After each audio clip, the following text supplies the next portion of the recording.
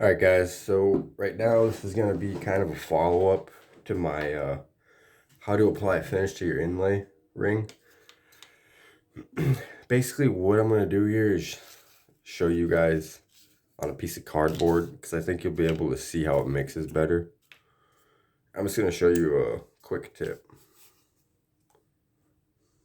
And like I said, it doesn't matter which you mix first, part A or part B, but just try to keep it the same each time. I know I mixed part A last time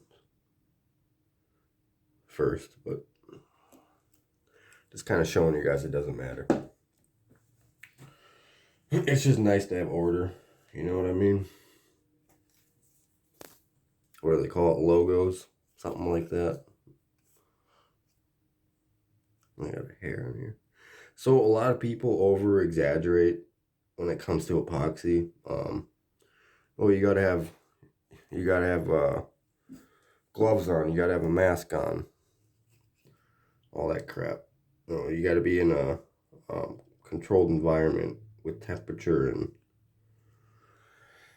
it's got to be filtered and blah blah blah. It doesn't. None of that matters.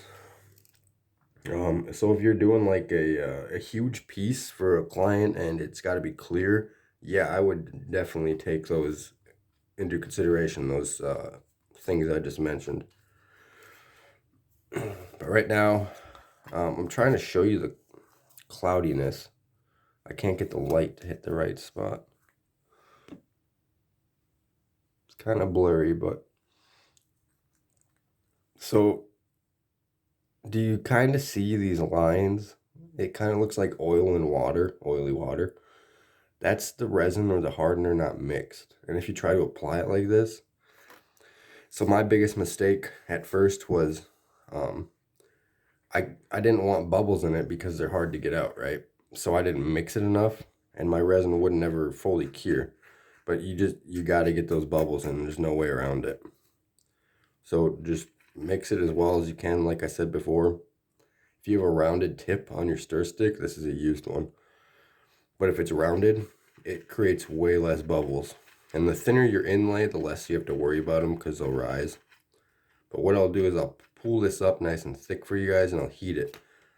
I'll do 2 little spots to show you how you heat it wrong and how you heat it right.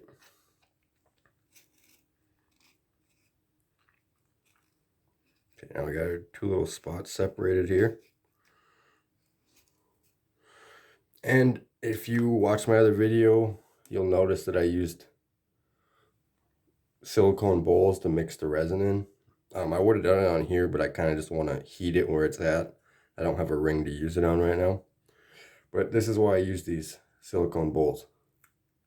Because it's pretty much clean. You got a few little drops here, but when your resin is in here and you're done using it, if you rub it all on the sides, it should stick like that and all come out in one pull. But that's what your ring finish will be, minus the bubbles.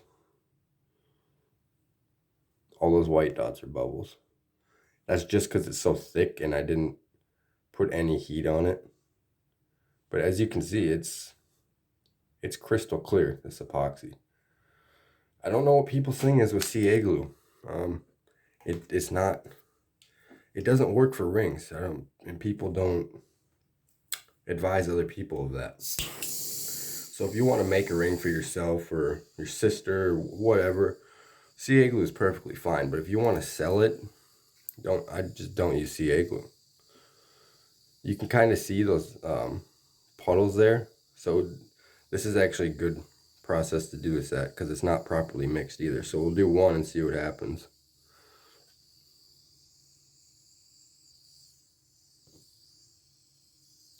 Can you guys see the bubbles pop? My torch is set. We'll zoom out here. So the airflow right here is pretty much all cut off, and it's basically a lighter tip, like a cigarette lighter. That's basically the strength of this torch right now. But all I'm doing is just, see, a little smoke came up. It's just a little bit, you're okay.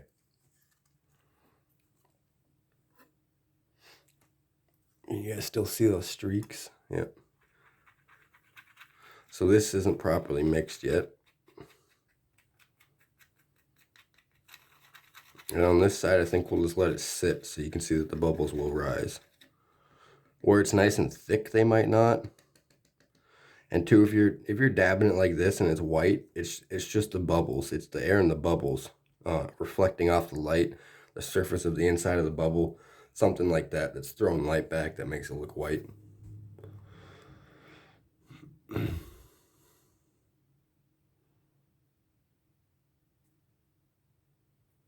You can't see the bubbles on camera.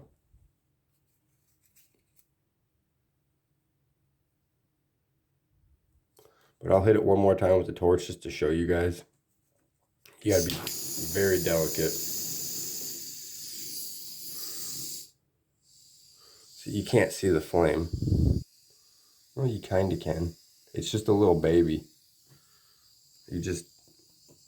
That's it. You just do that. It won't even, for a while there, it won't even feel like you're touching it. But that heat is getting to it. You can use an actual heat gun too. But same thing with those, you don't want it to smoke. So what the smoking is doing is it's evaporating the hardener or the resin, and you need that there. You need it to evaporate on its own. You can't force it, otherwise you're not going to get a properly cured mixture. And with these 2-part resins, they're really dirty, so just be prepared for that.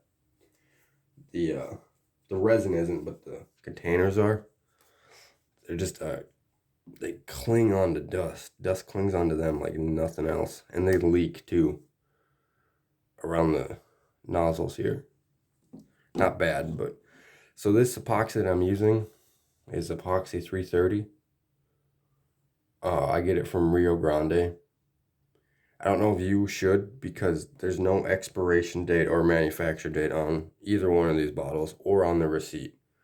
And if you look it up, Epoxy 330 has a 6-month shelf life. So I have no idea how old this stuff is. But anybody using CA glue to finish a ring, I highly suggest you stop doing that and use epoxy resin. Epoxy 330 is what I would suggest, just because I've used it and I've worked out the issues I've had with it, and I can share those issues with you, so that way you don't have to sit there and pull your hair out trying to figure out what you need to do. Hope this video is helpful. You see the viscosity there? That's a good viscosity for when you want to put it on your ring, like the final coat, because it's not gonna run. You know what I mean? It's gonna stay where you put it.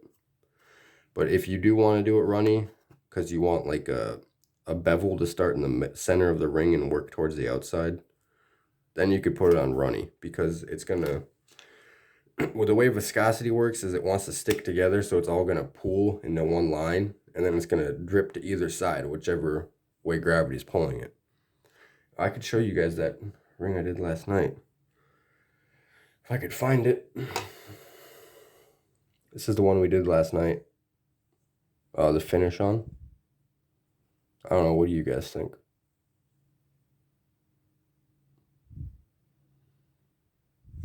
It's a crystal clear, no bubbles. It's got that glamour. What do they call it? Brilliance. The silver gives it that brilliance. You can kind of see it there. The reason I really like silver is because it throws any light that gets past this inlay and hits the band, it will throw light back at it. That's why I think silver inlays look a little different than other ones. Oh, well, hopefully you guys learned something else. Have a great day. God bless you.